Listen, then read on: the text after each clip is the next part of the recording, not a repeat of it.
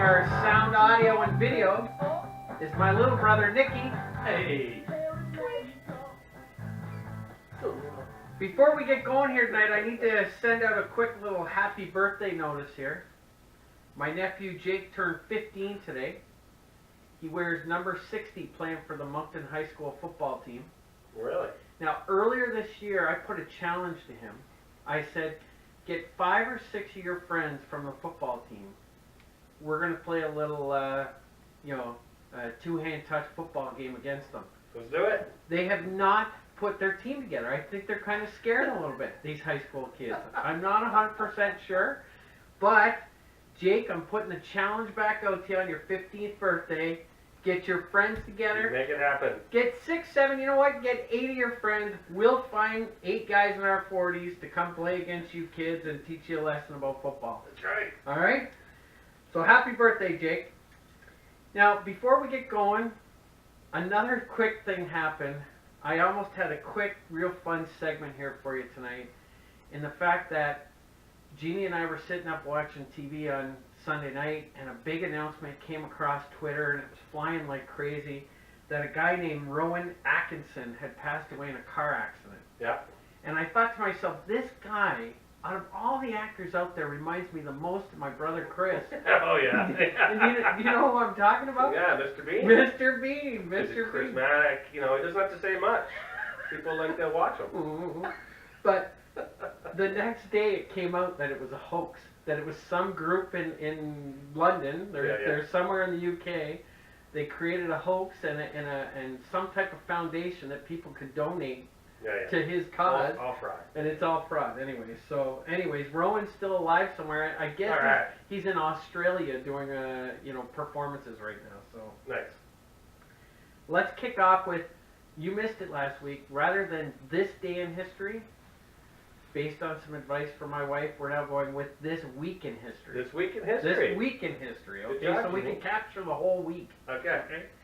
So we're going way back here, way back. 1923. 1923. Okay. This one's going to be a tough one. It was the first radio broadcast ever of a hockey game. Okay. Okay? The man that made the call was born in 1902, passed away in 1985 at the age of 83.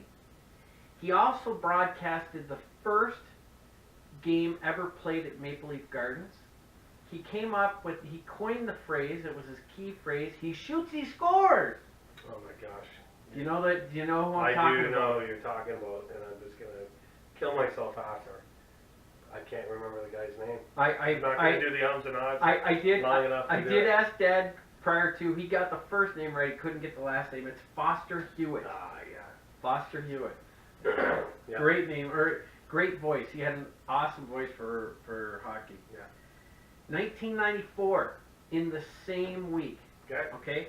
It took him a couple games to do it, but Wayne Gretzky tied Gordie Howe's 801 goals for the record of most goals scored by an NHL player. Yeah. The next night, he broke the record, scoring his 802nd goal. Yeah. So my question for you is, I got a couple of things. I took the top 10 players the top 10 most goals scored. Okay. Let's see if you can get the top 4, and I've given you the first 2 pretty much. What, like who's the highest scoring? The highest, most goals scored in the NHL history. Well, you got to go Gretzky. Yeah? Lemieux. No. Lemieux not in there. Okay. Bossy. No. Wow. I would have thought. I'm thinking of the highest. Gretzky just passed who? Gretzky did over Howe. Gordie Howe. So Gretzky, Gordie I know, Howe. I'm trying to get rid of those are the easy ones. I'm trying to get the ones So past. after Gordie Howe, who's up? So after Howe. You were talking about him before the show. Jeez. No, like I thought Lemieux was still up there. Yager. Yager's number 3. Right, because Lemieux would have taken the 3 years off. Yeah. Okay, yeah. Okay, so now I'm going to help you out a But little bit. Yager too, okay. So Yager's number 3. He's a Czech. Okay. Okay. Number 4 is a U.S.-born player, but he was actually... Hall. Yeah, Brett Hall. Okay. There you go. After that, we've got a guy that has some Fort Erie connections, played in L.A. during the Purple Days. Okay, yeah, I know. You're Number talking about 16, Marcel Dion. Marcel Dion. Yeah. Number 6 played for New York Rangers, and his brother was a goaltender. Yeah, in the Esposito. NHL. Esposito. Phil Esposito.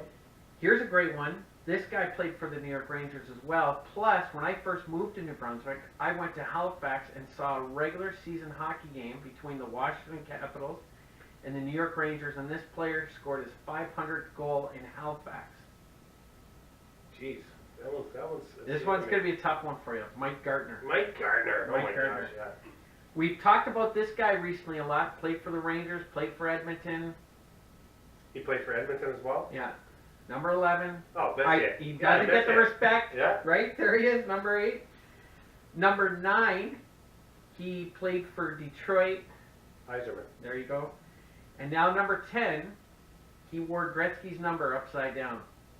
Lemieux. Lemieux. Oh, he's on So there. there's I the did top get it. I 10. did There's get the top it. 10. Okay, yeah. Now here's the real interesting fact, and Nick, you might want to write this down for me. Wayne Gretzky, Canada. Gordie Howe, Canada. Yager, Czech. Brett Hall, You're U.S. trying to drive this Dion, boy, Canada.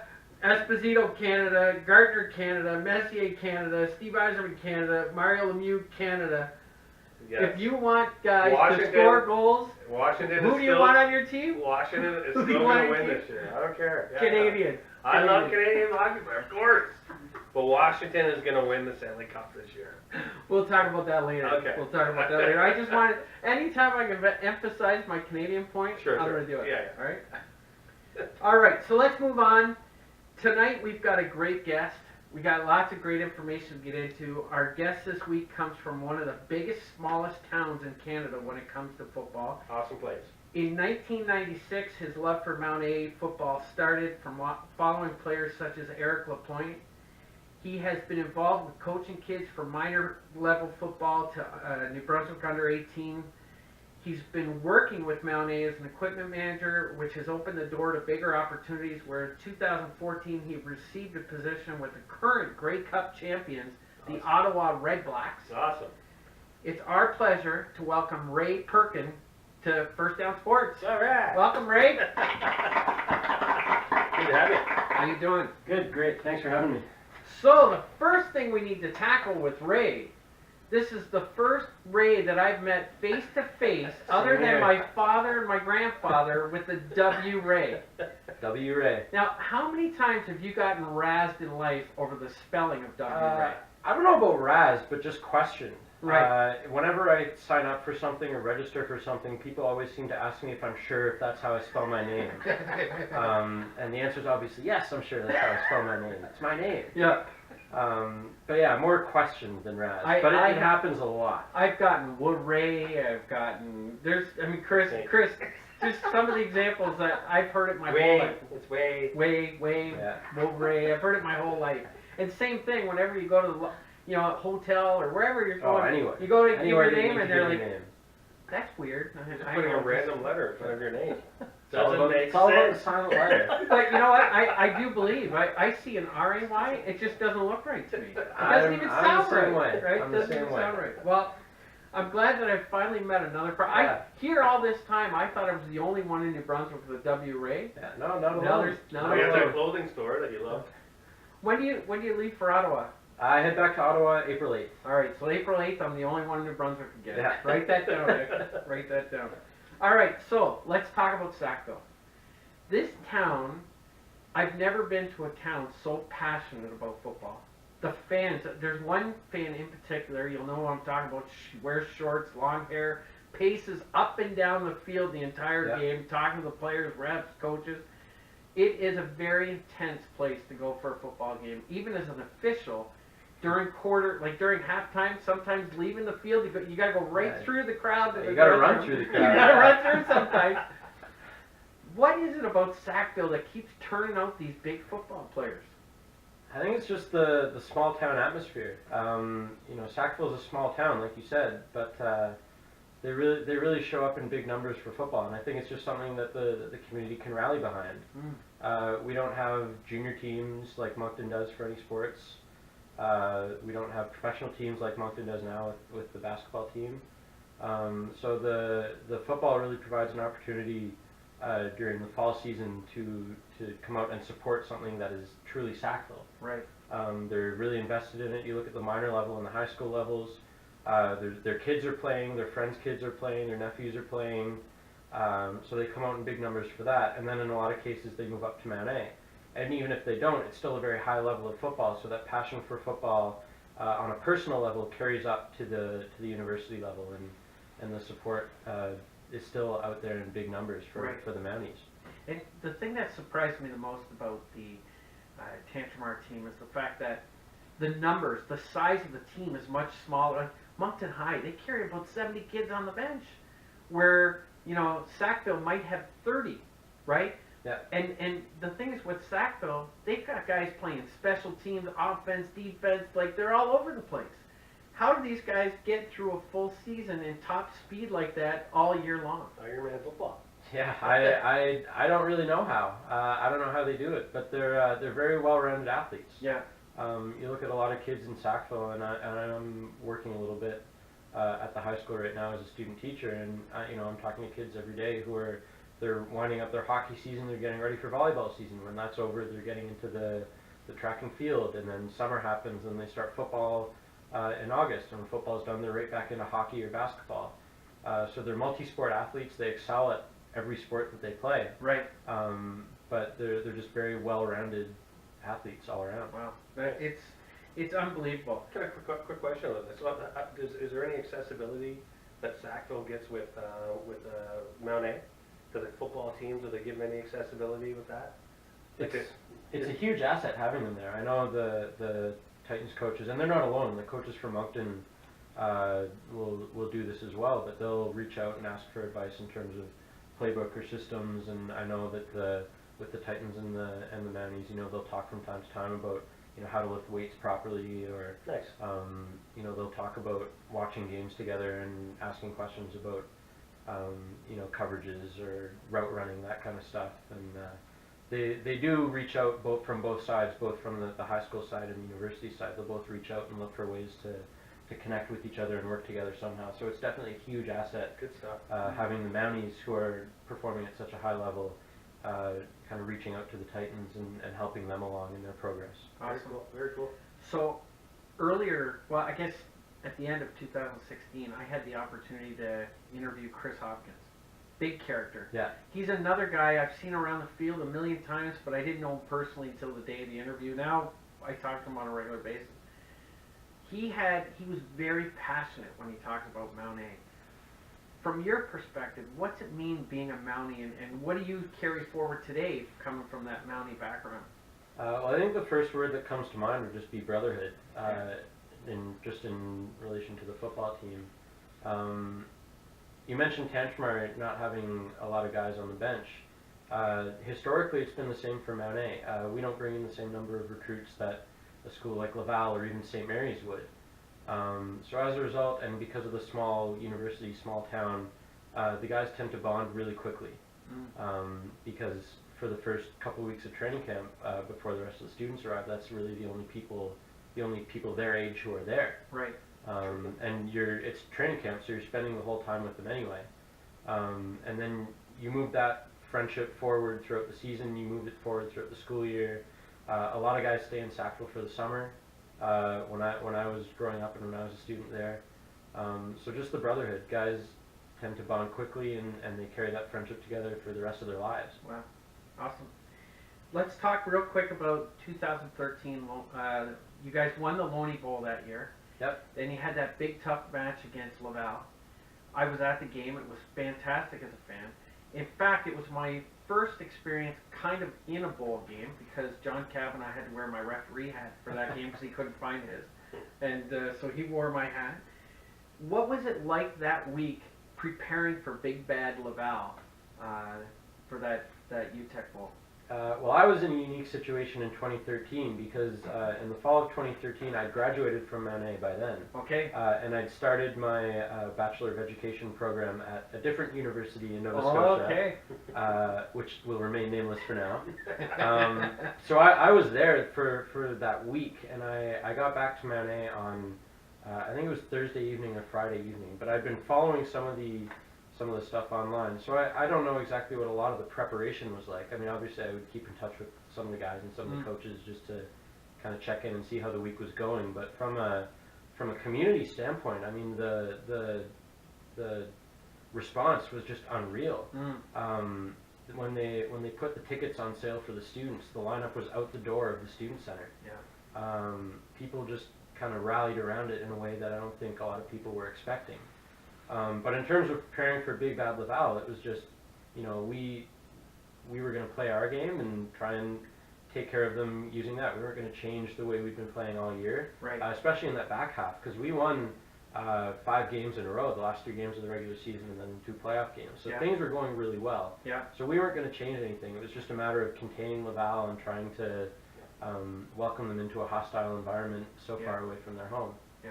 It was a great game. Oh, it was an incredible atmosphere. Just Talk packed me- into that small space. It was awesome. Talk to me about Kelly Jeffries. So what was it like working under Jeffries' tenure back in the day? He was awesome. He was a player's coach, and he was a coach's coach, and he was a manager's coach. Yeah. He was one of the most personable people you're ever going to meet. Yeah. One of the friendliest guys.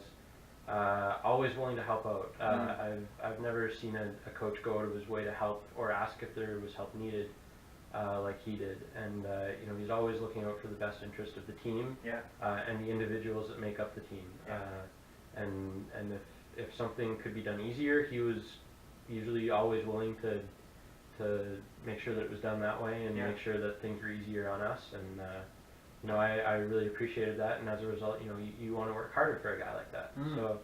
So you, yeah, he was just an incredible guy to work for, an incredible coach, obviously, on the field, but off the field, he was really, really, really awesome to deal with. Awesome. I always had a great relationship with him as an official, and him being a coach. Now, when you went up to CFL, we'll talk about that in a second.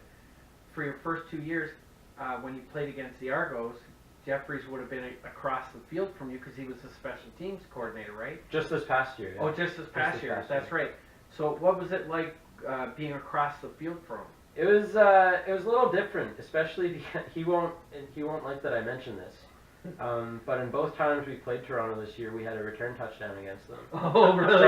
So it was kind of an interesting moral dilemma of cheering for our return, but then remembering, oh yeah, it's against Coach Jeffrey.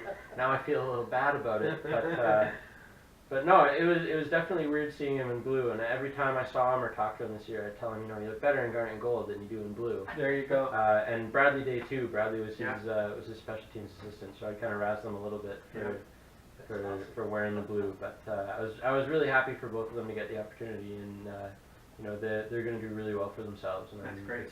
It's obviously great to see that they found some success at the pro level, and Awesome. it's a really good representation of Mount A as well. Yeah. How, For sure. how much would they give you, like, any leeway to kind of bring up different ideas, like when they're game planning for a week? Even though that's not your particular position, if you had something that you wanted to bring up, would they be open? To be like, you know what, I see this gap, I see this, I've been watching the tape. I never really asked. I wasn't really involved in a coaching level at Mount A, so I never really No, that's stepped right. out of turn. I didn't want to Okay. kind of overstep my boundaries. Right. But you know, I'd talk to the coaches about things that they saw or strategies that they were using, because my last 4 years at Mount A as well, I was coaching Tantramar at the high school. So having guys like Coach Jeffrey and Coach Brady and Coach Gaetan and Richard around, they were awesome resources to have for me as a coach too. So I would ask them about, you know, what I could do in a situation, but I wouldn't really put forward in the sense of, you know, here's something I'm seeing that Katie is doing. Why don't you try this? I didn't, like I said, I didn't want to overstep my bounds. I knew my role. So. Well, why is that? Sometimes I hear some people do a transition from one particular role over.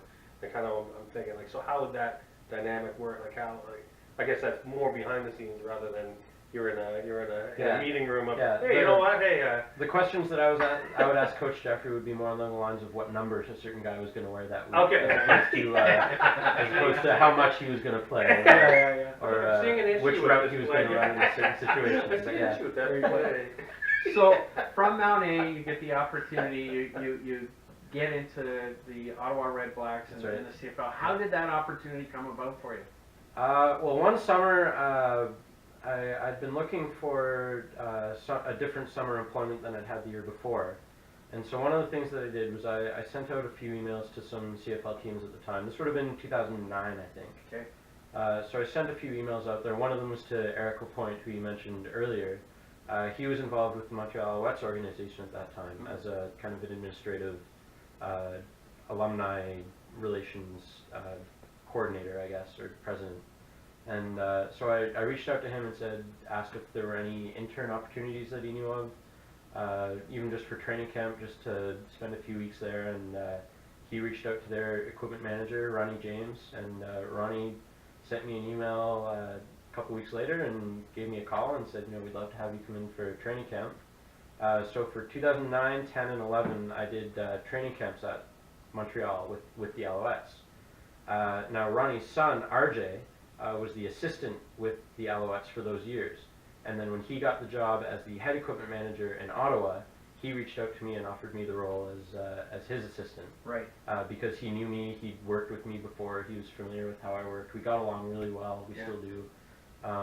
And so he reached out and offered me that job, and it was pretty much a no-brainer to jump at that opportunity. Awesome. So from your perspective, what's the major difference between the pro players and the university type players?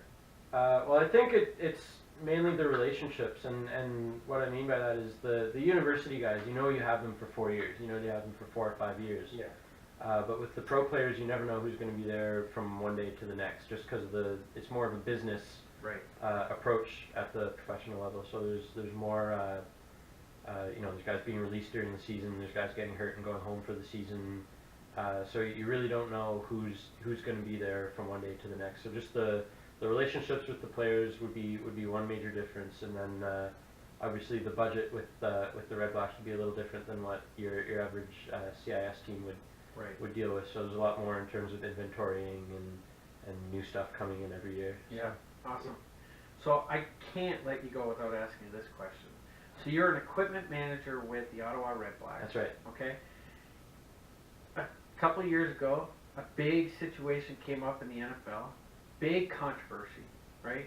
Called Deflategate. Sounds a little familiar. All right, you remember that? That sounds a little familiar. The equipment manager got thrown under the bus for that whole deal. Yeah. What's your perspective from an equipment manager's perspective? Did the quarterback have knowledge of the air being deflated out of the ball?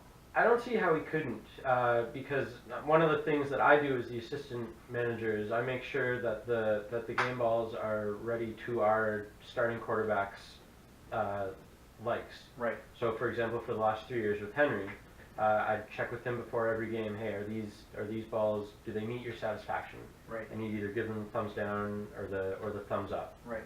Henry was pretty easy to deal with that. He'd usually just take a look at the bag and say, no, those all look fine to me. Right. But there's a difference between what happens in the NFL and the CFL. For example, for us, we're able to work in the balls as much as we want to in practice. And then on game day, we give them to the officials, and the officials sign off on them, and then they keep them. Right. We don't see them again until after the game.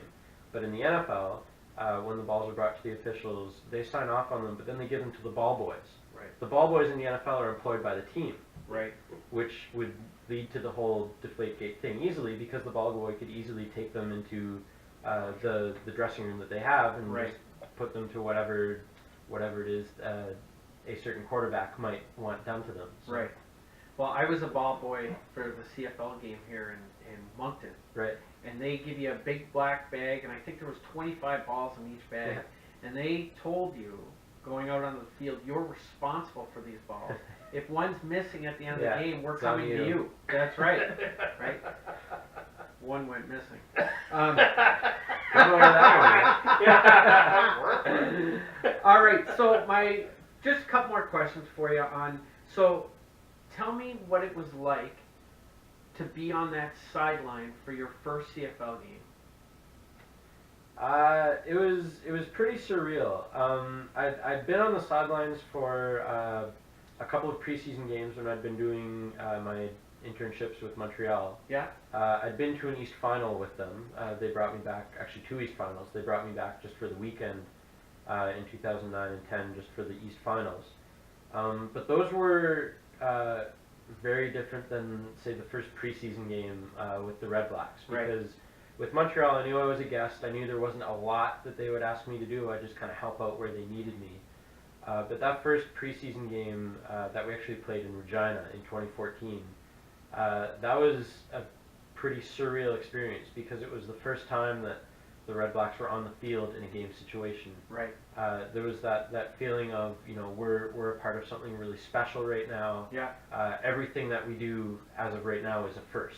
Right. This is our first game. This is our first possession. This is our first kick. It's our first touchdown, first field goal. Everything was a first. Yeah.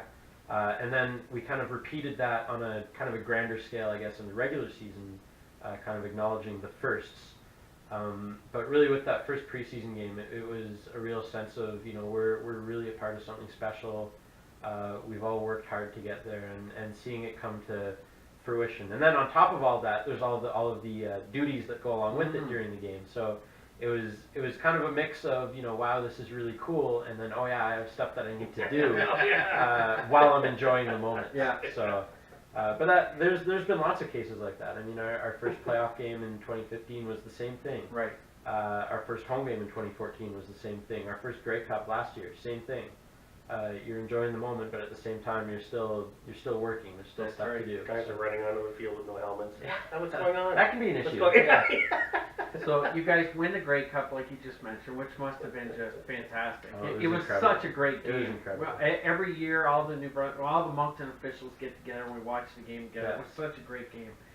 Then you get to come home to New Brunswick. Now you bring the Grey Cup with you. Your name is plastered over the front page of the Times and Transcript, and I'm thinking, look at this W. Ray taking my limelight on the. Now, I've had my 15 minutes of fame, so the floor is all yours now. How did that feel coming back? I mean, going to the CFL, from an operations standpoint, and accomplishing that, and coming back to New Brunswick with that Grey Cup in your hand. It was really special to be able to. I was lucky enough to bring the Grey Cup back to Sackville for a day, and I had a quiet, kind of private thing with just a few very close friends the Saturday night, and then Sunday I had a public thing for the town, and which had a great turnout. Lots of people showed up to have their picture taken. So it was really special to be able to share that with both friends who kind of helped me get to where I am today, and then also with the town that's also responsible for it, and kind of give the minor football players something to look up to and aspire to. And winning the Grey Cup had always been a dream of mine, and I think that the Times and Transcript article that you alluded to, I remember saying to Sean Hatcher, who did a fantastic job writing it, I remember telling him that when I envisioned myself holding the Grey Cup and bringing it back to Sackville, I was wearing a jersey, not giving it out to someone. But I never played football. I enjoyed the behind-the-scenes stuff. I enjoy what I do now. But yeah, it was really, really cool and I felt really honored to be able to be the one to bring the Grey Cup to Sackville for a day and let some people have their moment with it, and Good for you. hopefully a lifelong memory with the oldest trophy in North America. It is. Good for you. Such a great story. Such a great story. So that's our interview, Ray. I really appreciate it. I'm going to keep you on set. We're going to get into Absolutely. some odds and end topics, but thanks again for coming. That was fantastic. Yeah, no, and thanks again for having me. This is awesome. My only question, so do you and some of the other equipment people kind of hang out, like you and Bobby Boucher and all them kind of, get together, Yeah, just we swap the equipment guys in the CFL have a very You don't friendly mention working that. relationship. No, but it's important to notice because the equipment managers are the forgotten guys, and you see the players on the field, and it's pretty obvious that the players don't really like each other all that much, Right. on a general scale. But no, it's a pretty tight knit group, especially in the CFL. There's only 9 teams, so really there's only 18 to 20 full-time equipment guys in the league, and they have a pretty friendly working relationship. They're all pretty good guys Nice. to That's great. sit down and have a cold one with the night before a game, and Yeah. chat to before and after the game. And last It's, serious question. What's the biggest mess up you ever done as equipment manager? Oh, that's a tough one. What do you think of, oh my God, he's out there. He doesn't have something That's a on. good question. I think of the NFL, like Thurman Thomas going out without a helmet. Yeah. Couldn't find his helmet to start the game. Yeah. There's been a couple of incidents like that. Nothing comes to mind. I'm like, I think probably the biggest mistake I've made, and I made this a couple of times as far as I know, but one of the other duties that I have is I'm responsible for charging and plugging in the quarterback speakers. Because the CFL is similar to the NFL, where the offensive coordinator making the calls communicates to the quarterback through the speakers. And there's a couple times when I haven't plugged in the power to the speakers, so the quarterback's going out for the first possession, and all of a sudden you see him doing this, and you go, oh no, did I remember to do this? You grab the backup quarterback's helmet, and you go, oh man, I completely forgot. You work to plug it in, and then you just hope that it's a quick 2 and out, so that you can come back to or maybe just a quick touchdown, even better. So that the starter can come back to the sideline, and you can plug him in. But that's probably the biggest thing that I've done. Seen NFL quarterbacks. I've seen quarterbacks do this. So when I see this, that's the equipment manager. Somebody's dropped the ball. Sometimes, yeah. There have been times when it's happened too, where they go out there and they're doing this, and I'm going, oh man, did I plug it in? And I check, and it is plugged in. Yeah. It's just there's something with the signals wrong, or the person from the league hasn't flipped the switch over yet, or it's just the coach isn't pushing but there's a whole number of things that can go wrong with it. But obviously, when something does go wrong, you think, oh crap, am I the one that messed up? Am I the one that messed up? And there have been times when it's been me, but there's other times when my 10, 15 seconds of panic is all, no, I'm good. My hands are clean. I don't know what's going on. All right, so here we go. We're going to keep you around. We're going to do some odds and ends here, okay? Perfect. And the first thing I want to talk about, sticking with the CFL, is the Saskatchewan Roughriders. I had to say that because my brother really struggles with Saskatchewan. But what? I want to talk about Vince Young. He's going to resurrect his career. He's going to become a big quarterback. He's going to win a championship, which he predicted he'd do in the NFL. He never did. He's 33 years old. Chris, start us out. Does he have a good chance at, having success in the CFL? I think he possibly could. If he comes back and I like what some of the articles I read about him is that he wants to finish his career right. Right. So when he was with the NFL, I think when he came back, he's like, I want to be the old Vince Young. And that's a big thing to come back to, especially in the NFL. Like that's a big thing to aspire to. I think in this one, I think if he says he's watching all the tapes, he's going in like a rookie would in the combine. And I think if he's treating it well, I think he could go in and have some sort of a. He's a young guy. I think he's 33. 33. Yes, 33 years old. So he could have 3, 4, maybe 5 years CFL. What do you think? I think he like you said, he kind of has that skill set that could translate well over to the CFL. You think of his days at Texas running the option. That's something that could work well for him. My only 2 questions about it would be. Is he taking the right approach? Like, is he using it as a stepping stone to get back into the NFL, sure. Or is he determined to stick in the CFL? Now, the approach that you mentioned kind of makes it seem like he's fine with being in the CFL, That's right. Finishing his football career off right, maybe not necessarily his NFL career. And then the other thing would just be arm strength, because throwing a wide side out in the NFL. A lot different than throwing the wide side out on a much wider Canadian field. Absolutely. And there are some quarterbacks who they'd be able to make that transition no problem with the arm strength. But the fact that he hasn't played recently kind of factors into that as well. And the forgotten guy in all this is Kevin Glenn, who he has been a successful CFL quarterback. Right. So I'll be interested to follow that battle for the quarterback job in Saskatchewan over training camp and see who wins it, essentially, because that's what it sounds like it'll be as a competition. And training camps are only a month away till training camps start? We're a couple months away. Most teams will have their mini camps late April, early May. Yeah. And then training camps will get underway right at the end of May. Okay. So a couple months away. It's coming up.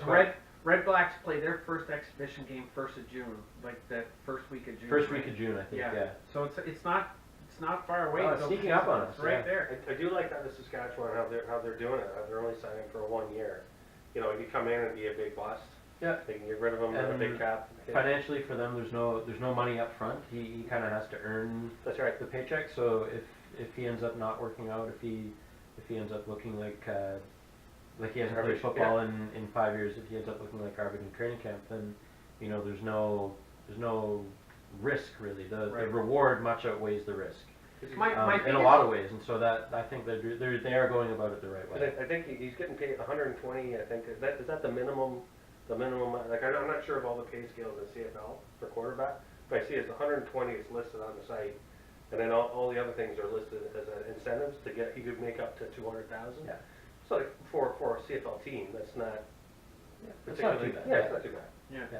My biggest question about this though is you look at Vince that comes in later in his career to make this comeback.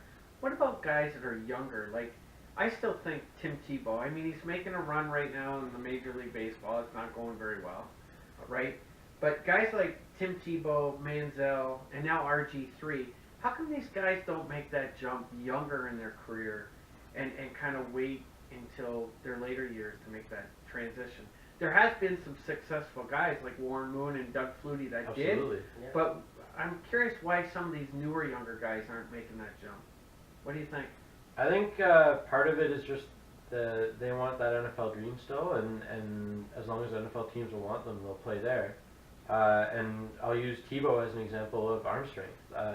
Quite frankly, you know, in my opinion, I don't think Tebow has the arm strength to be able to function as a quarterback on a Canadian field. Right. And you so, made a great point on that wide side throw, right? yeah, So, the wide side throw, which is it's a very common throw in Canadian football and in the CFL, and if you don't have the arm strength to do it, you're looking at 6 points going the other way. exactly. And part of it too, I think, is just the egos that come with some of those guys, kind of the baggage. You look at someone like Manziel, Yeah. who's been in the news a lot lately for the wrong reasons. Yeah. A lot of teams in Canada, you look at a team like Saskatchewan, a team like Winnipeg, even a team like Ottawa and Hamilton that have those kind of smaller markets, they might be a little more reluctant to bring someone in who has that kind of baggage with them. Because of the small market and the fan base, and they don't want to upset people within it. Right. But you know, and I think it's a thing where it's not that they don't want it to be a regular thing, but kind of the novelty, if you will, of bringing in a guy with an NFL resume. You don't want to keep repeating it, because if you keep repeating it and they keep getting unsuccessful, then you know, what's the point? That's Sure. it. You might as well stick with the young guy who you've drafted or who's been in your system for a couple of years. Yeah. I've always thought the same thing. I think it's an ego thing, same kind of thing. Yeah. Awesome. I'm going to jump over to baseball real quick. I want to talk about Donaldson. I don't know if you guys saw this. Yeah. Spring training, hits a home run over the fence, walks back to the dugout. Yeah. What's your thoughts on this? That's exactly what he should be should doing. he run the Yep. bases, Go. or should he walk back to the No, dugout? he's got a calf injury. He's doing exactly what he should be doing. What do you think, Ray? Well, I'm a baseball fan and I watch the Blue Jays, but I don't know a lot about the baseball culture. So I guess I can understand why some people would be upset. It kind of looks like he's kind of giving the finger to the opposition and saying, "Oh, look what I can do." But like you said, he's got the calf injury, and if he's been told not to run too fast or whatever, then I think it makes sense. Yeah. But for me, the bigger concern is not whether or not it was the right thing to do. It's how's his calf doing. And how's If his he's calf doing? if he's not going to jog around the bases after hitting a home run where there's no kind of time limit for it, he's Yeah. not racing anyone. My How is his calf? Exactly. I am a little bit more of a historian. So for me, if he's not going to run those bases, I think shame on the Blue Jays. They should have had a rookie out there that can run the bases for him. Yeah. It's part of the game. I think, I know it's preseason, but there's still people in the stands that are paying to be there. Have somebody run the bags. And what if he had a base hit?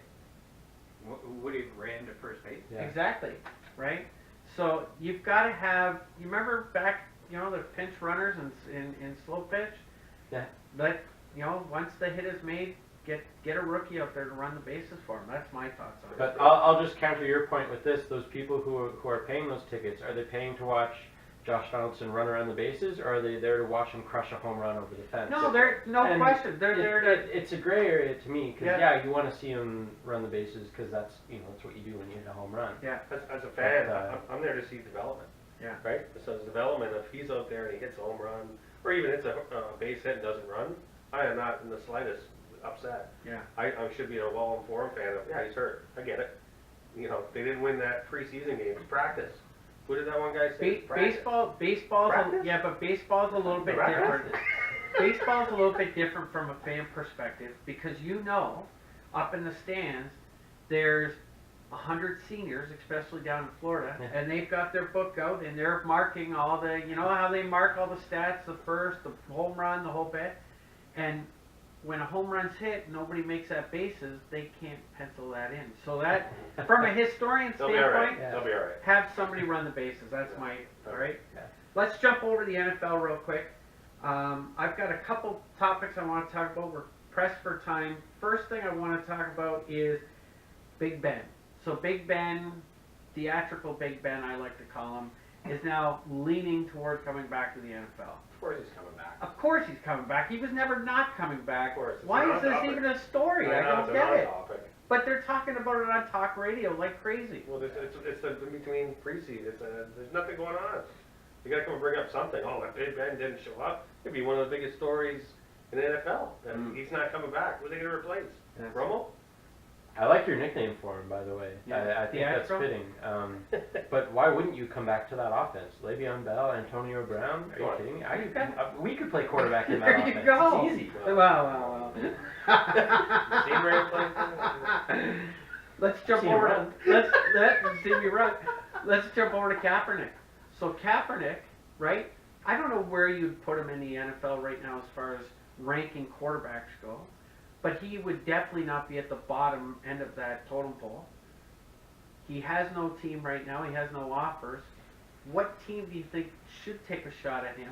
And if not, do you think this is a guy that should go to the CFL? Because he would definitely have the talents to succeed in the CFL. I think that's a stretch. There's a definite any part. Like I think Kaepernick had his day, but he was under a good head coach. Yeah. I think he made that really work with them in that system. I just don't know. It's hard to say. I don't know if you have a team in mind, but it's all going to be backup. There's not going to be an opportunity, I think, to really compete as a starter. He's coming in as you take second squad, third squad. You look at Denver right now. Are you telling me that Simeon is a better quarterback than Kaepernick? Because he I knows, think Kaepernick starts in that before Simeon every time. because he knows the system. I still take him over Cap. Wow. Yeah, for What sure. are your thoughts there, Ray? I mean, to me, it seems like Cleveland's always looking for quarterbacks. They kind of go through them like nobody's business. Yeah, well, they got Osweiler right now. But yeah, I don't really know where he'd fit. I mean, San Francisco seemed to be a good fit, but like you said, he had a good head coach and they had a really good defense. You know, it's the Brad Johnson, Trent Dilfer effect. You know, of a so-so quarterback with a really good defense. Yeah.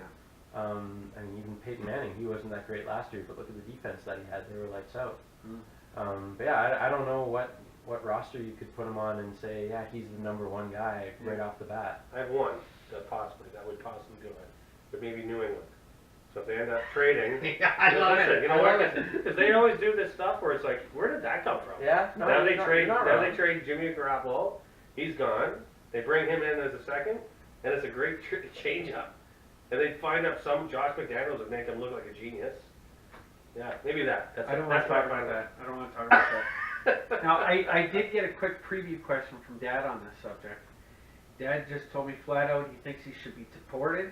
His disrespect for the U.S. flag that has given him the freedom to earn the money he's made playing football. Dad is not very happy with Kaepernick. There's rocket chairs, it's a rocket. And he thinks he needs a haircut too. I don't know. Let's jump over real quick March Madness. I just want to give you guys a quick update on this. So I had Scott Chisholm and Dave Tingley last week talking about March Madness. We all did our brackets, and we're doing points. So you get 1 point for every correct pick in the first round, 2 points in the second round. So Scotty right now is in the lead with 48 points. So it's me and Dave are running tied for second right now. The guy that has no basketball experience, and I've been very clear, I'm not a basketball Those are the fan. ones that win these things, though. I've got 44 points right now. I'm only 4 points behind Scotty. Alright, not doing too bad. All right, I'm not too bad there. Have you guys been watching all of them? Yeah, a little bit. Who do you think's the biggest upset right now in the tournament? Ooh, there's a few. I was looking at Villanova. You know when they came Wisconsin in. over Villanova. Yeah, like that. That's an 8 seed over first. That is a big upset. To me, the biggest one, and I picked this one is Xavier. I picked them to come out of the first round. Who thought they'd beat number 3 seed Florida State? No, So that's right. to me, that's the biggest upset of the tournament so far. I think it's going to be in the end. It's going to be Kansas and South Carolina. Awesome. Yeah. Let's jump over to the CHL. So the Q, everybody's wrapped up the regular season. St. John's Sea Dogs are #1 across the country. I wanted to get your thoughts on this real quick. We've never talked about this. The way the Memorial Cup works is the top 3 winners from the Q, the OHL, and the Western Hockey League, they all go to the finals. And the team that's hosting, so this year the Windsor Spitfires, they automatically get into the tournament as the host city. Right. What do you think about that? Is that, That's all. I guess making money, I guess. yeah? I don't think it's right, no. No team that doesn't make it shouldn't get it, in my opinion. What do you think? I mean, it makes sense for the host team to be there because you obviously get more fans out there, and Yeah. that's the Yeah, money money. making aspect. But I mean, from my limited experience watching it, and I do watch it from time to time. I'm not necessarily a dedicated fan, but I just think back to when Moncton hosted in 2006, and just the talent that was on that roster Yeah. because they were hosting.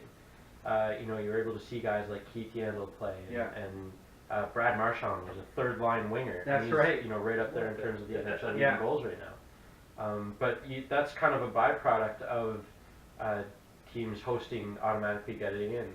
And one of the things that I can kind of appreciate about the CHL is that it seems like general managers and owners are more willing to trade their top players away to give them a chance to win. Right. And Right. so you're giving your player a chance by trading him to a team that's hosting. Yeah. You're giving him a 1 in 4 chance right off the bat of winning the Memorial Cup. Yeah. And so I can appreciate that about the CHL. I respect that. But again, if you don't earn your way there, then No problem. then it doesn't make a lot of sense. But Yeah. it goes back to the money making, Yeah. like you said. So. Okay. I don't know if it would be difficult to pull this off, but I know it probably takes a lot of time to put these things together.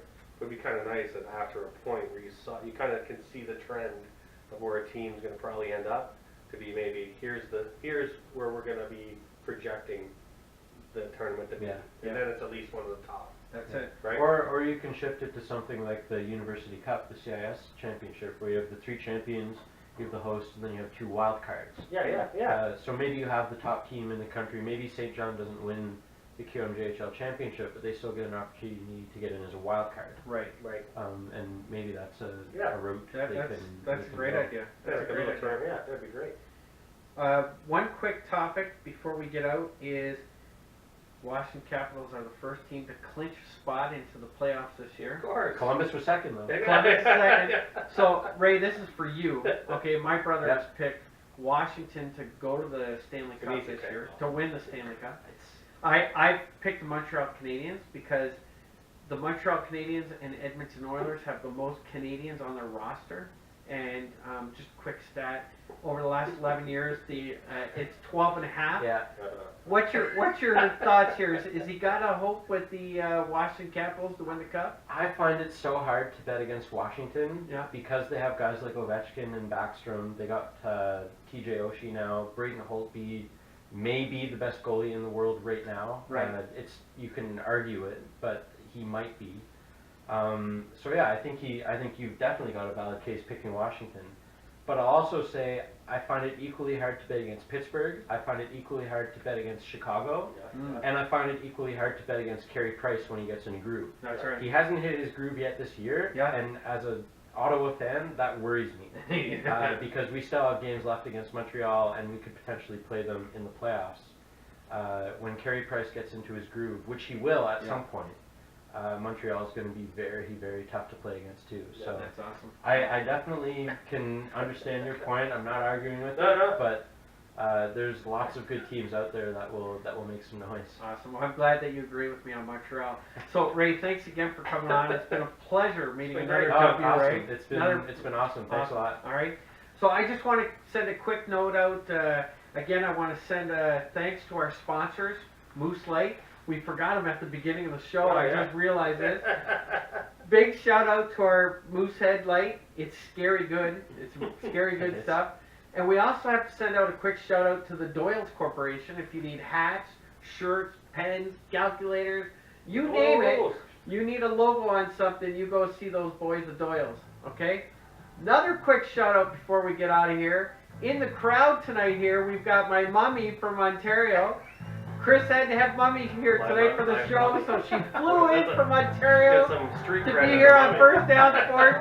So welcome, Mom, to the show. Don't forget, check out our Facebook page and go to our new website, firstdownsportspodcast.com. Check out the contest page. There's lots of stuff going on there. And lastly, Podbean and iTunes. If you want to listen to the podcast, that's where you can find us. Have a great week, everybody. Oh, here it is. Guys. Sorry, yeah, red flag. Reagan, did you make the roster or what? I'll never say never. There was a lot of topics, boys, we didn't get to, but